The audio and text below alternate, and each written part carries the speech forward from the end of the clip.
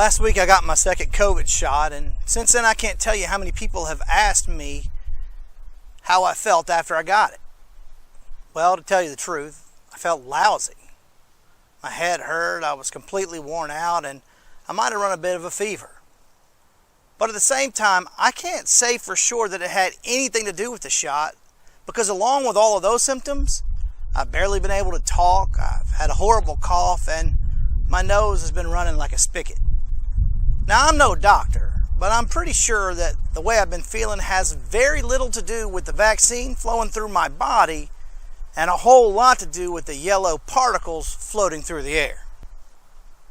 I don't know how it is where you are, but down here in my neck of the woods, this time of year can be absolutely miserable. While other parts of the country are still digging out from their wintry weather, we have to deal with the South Carolina snowstorm, more commonly known as pollen.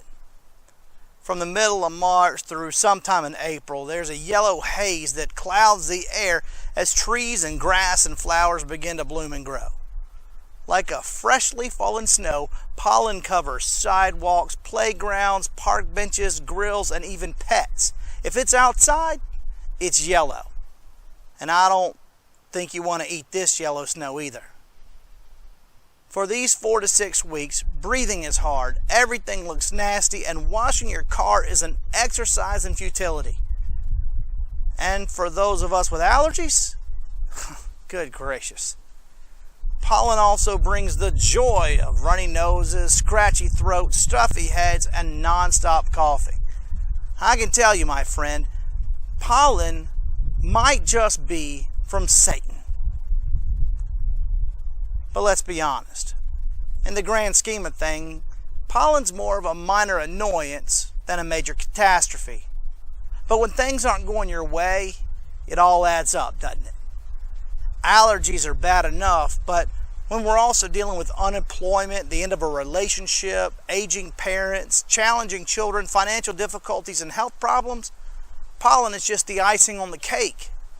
When we find ourselves dwelling in pain and sorrow, this yellow devil dust simply becomes one more item on the long list of horrible stuff we have to endure in this life. The hard reality of it all is that, like pollen, pain and sorrow are often unavoidable. Sadly, it's just part of life in this fallen, broken world. But you know what? Pollen comes from flowers. It causes the production of seeds and fruits. Without it, we wouldn't have plants or food. If it weren't for pollen, we wouldn't have this. So you see, while we don't get to choose whether or not bad things will happen, we do choose the attitudes and our actions. We can choose to dwell in the tragedy, or we can decide to rejoice in the triumph. We can dwell in unemployment, or we can rejoice in a new opportunity. We can dwell in the pain of ending a relationship, or we can rejoice in the beginning of a new one. We can dwell at the foot of the cross of Good Friday, or we can rejoice at the empty tomb of Easter Sunday. Friend, like it or not, pollen is out there.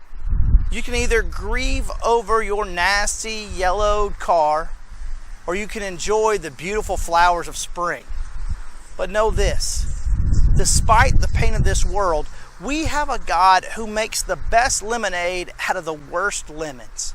Because we have a God who took the worst tragedy of the world has ever known, Jesus' death on a cross, and made it into the greatest victory of all time, the resurrection of our Lord.